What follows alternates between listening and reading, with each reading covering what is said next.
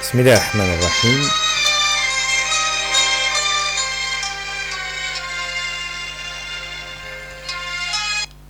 Aujourd'hui, on va vous présenter un circuit qu'on a appelé la poignée sensible. Il s'agit en fin de compte d'une plaque métallique sensible qu'on peut placer sur la porte pour déclencher une lampe et un bipère. Le circuit est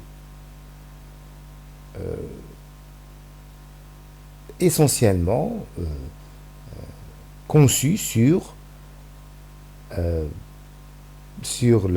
toucher de la main et le déclenchement d'une lampe et d'un bipère.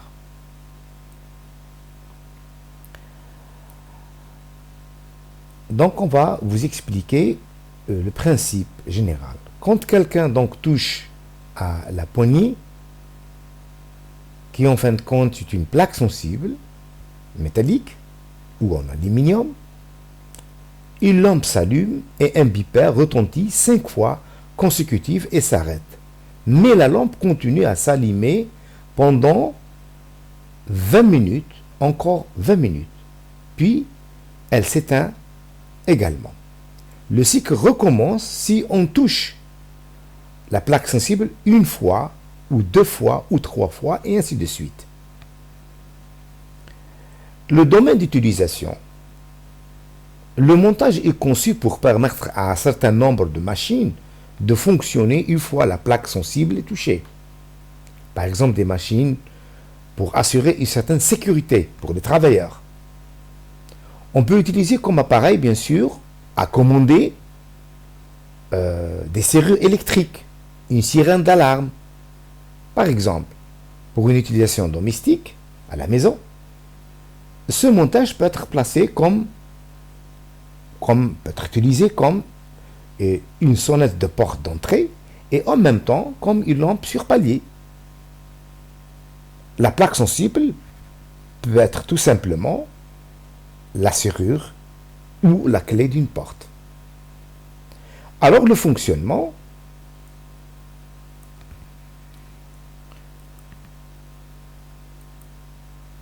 Donc ce montage est principalement constitué de 3 étages.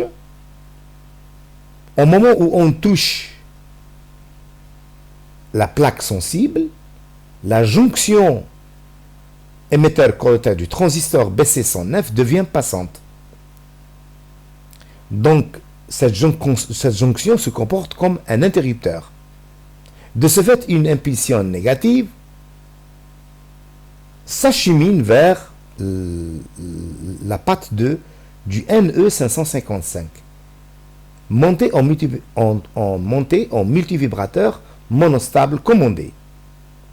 Donc il devient conducteur pendant un laps de temps, commandé par la résistance ajustable de 100 kg, et dont la durée est fixée par les 2 résistances là, donc l'ajustable, cette résistance, et la capacité selon la formule suivante, T égale à 1,1 RC. Donc, une impulsion positive, c'est-à-dire l'état O, issu du NE555, met en action aussi bien le bipère que le temporiseur et par la suite l'amplificateur de puissance.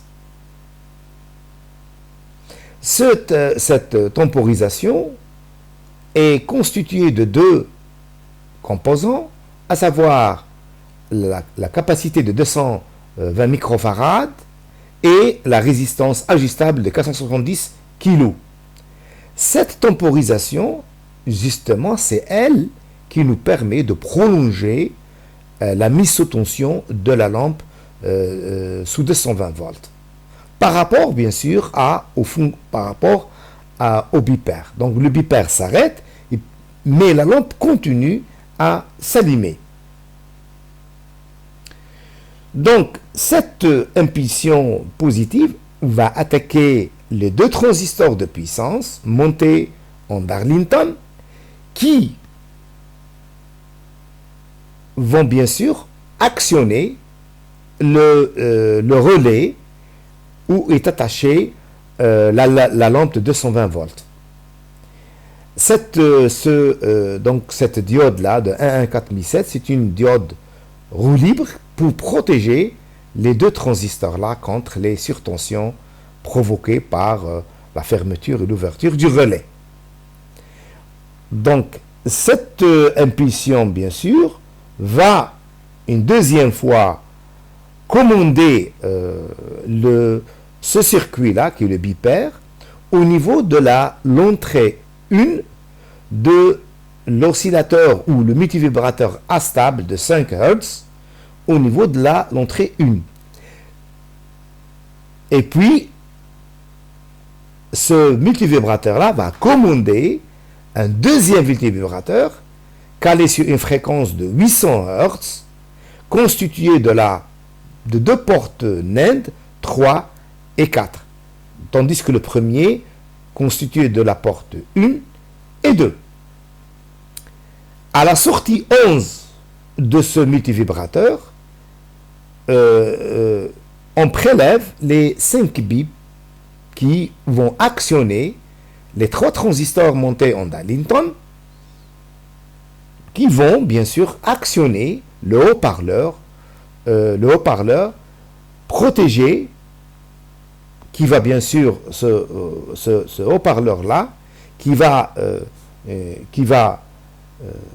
nous faire entendre les 5 bips. Cette diode-là, 1N4148, c'est une diode de protection, on appelle une diode roue libre, pour protéger les 3 transistors.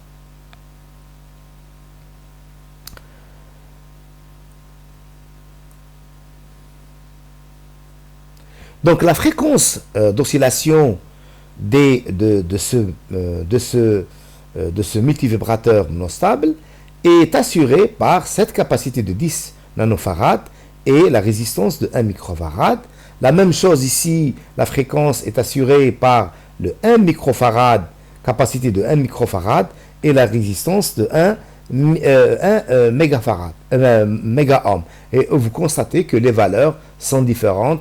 Et bien sûr, c'est pour cela que les fréquences sont différentes. Alors, passons maintenant à l'amplification. Donc, l'amplification est assurée donc par ces deux-là, donc ces trois transistors. Et bien sûr, cette façon de monter les 3 transistors nous permet d'avoir un très fort courant pour commander le haut-parleur. Passons maintenant à l'alimentation. Donc l'alimentation, c'est une alimentation classique. Donc on va voir un petit peu un schéma plus gros en détail. Donc l'alimentation est essentiellement conçue sur la base du transformateur abaisseur 220 12 volts 400 mA. Cette alimentation est fournie par le secteur 220 volts. Le secondaire délivre une tension alternative de 12 volts. Un pont de redressement assure le redressement des deux alternances, alors que la capacité de 100 microfarads réalise le premier filtrage. Un régulateur délivre sur sa sortie S, c'est sa sortie, une tension ou un potentiel régulé à une valeur de 12 volts. C'est pour cela que vous voyez que c'est 18-12, c'est-à-dire 78-12, 72, c'est-à-dire 12 volts.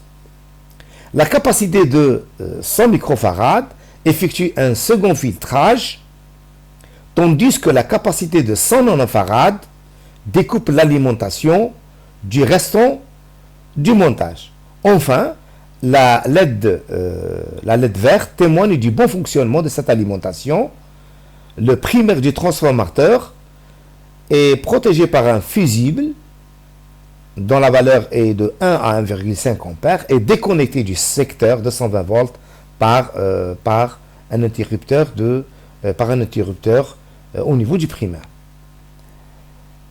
Passons maintenant à des choses plus pratiques.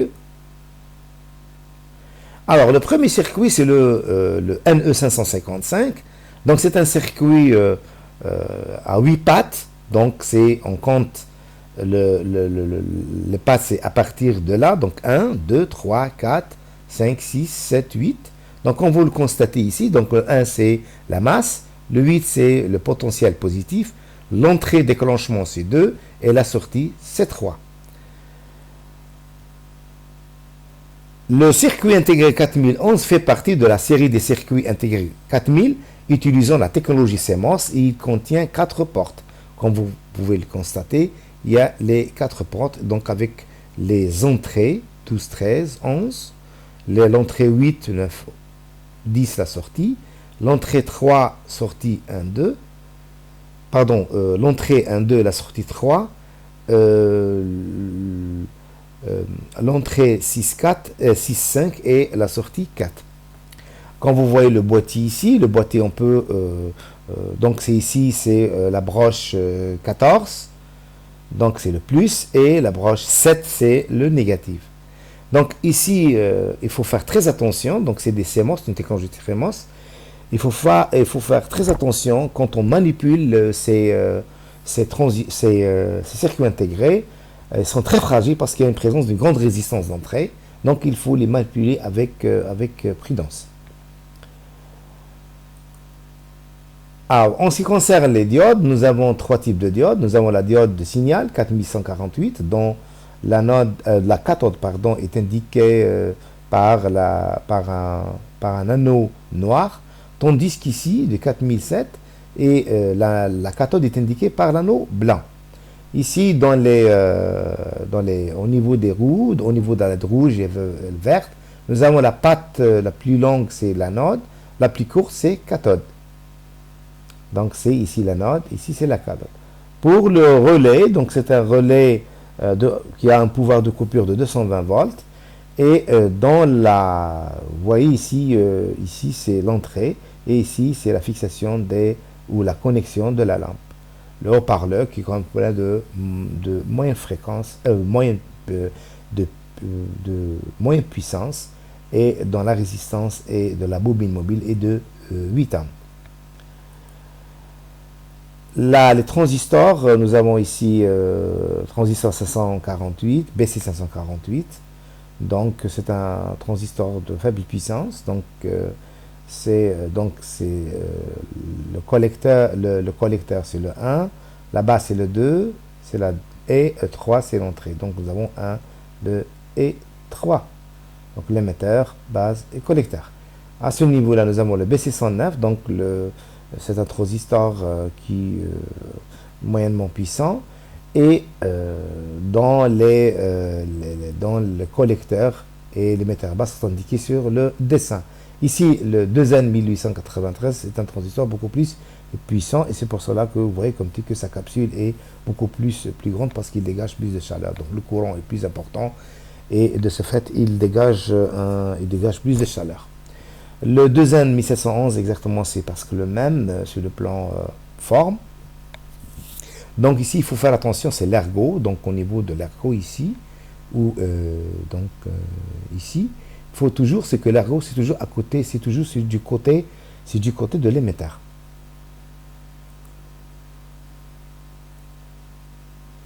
Alors, au niveau maintenant des capacités, donc nous avons la capacité électrolytique ou électrochimique de 220 microfarad par 25 volts, c'est la tension du diélectrique, c'est-à-dire qu'il faut quand même que cette tension-là soit toujours plus grande à celle de l'alimentation. Ici, nous avons 12 volts, ici les 25, c'est-à-dire que ce condensateur travaille en toute sécurité. Donc ici, pour la patte la plus longue, c'est le plus, et la patte la plus courte, c'est le moins. Pour le condensateur nanofarad, 10 nanofarad, c'est des capacités qui n'ont pas de polarité, donc on peut les utiliser, on peut les inverser, on peut inverser les pattes. Ça peut être des condensateurs de céramique ou polyester des condensateurs en millefeuille, etc. Ici, les résistances, ça peut être des résistances en quart de watt ou en demi-watt, de 330 ohms, et puis ici, 10 kΩ. Ici, c'est la résistance ajustable, donc ici, c'est le curseur, c'est le milieu. Et avec un tournevis, on peut changer la valeur de la résistance de ces deux résistances ajustables. Maintenant, au niveau de l'alimentation, qui est un élément très important dans le bon fonctionnement du circuit, l'élément essentiel, c'est le transformateur. Donc, au niveau de son primaire, il est attaqué par 220 volts du secteur. La sortie, c'est de 12 volts.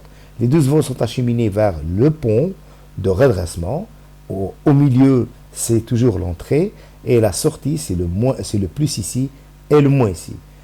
Donc, quand celui-là n'est pas disponible sur le marché, on peut faire appel à 4 diodes 4001 ou jusqu'à 4007 et on peut les utiliser comme un pont de redressement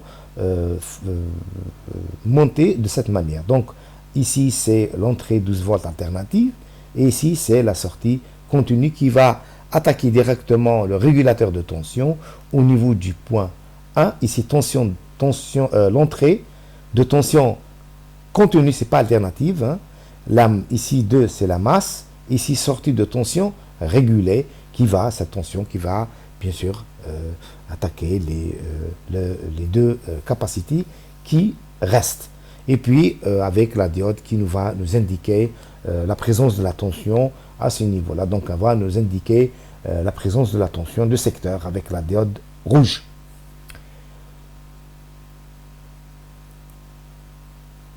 Alors, donc avec cette explication, je viens de terminer ce tutoriel. J'espère que vous allez passer des moments agréables pour réaliser ce montage. Une chose seulement avant de terminer, une chose très importante, qu'il faut bien sûr respecter les polarités des condensateurs, aussi respecter le potentiel, la fixation ou la connexion du potentiel négatif du potentiel positif des deux circuits intégrés, le NE555 et 4011. De cette manière, vous évitez les erreurs et vous pouvez à la limite vérifier chaque fois avant de mettre le circuit sous tension. Avant de mettre le circuit sous tension, il faut toujours vérifier les différentes connexions, si vous avez oublié de souder une patte, etc. Merci pour votre attention et peut-être qu'on va se voir pour un autre circuit. Merci beaucoup et au revoir.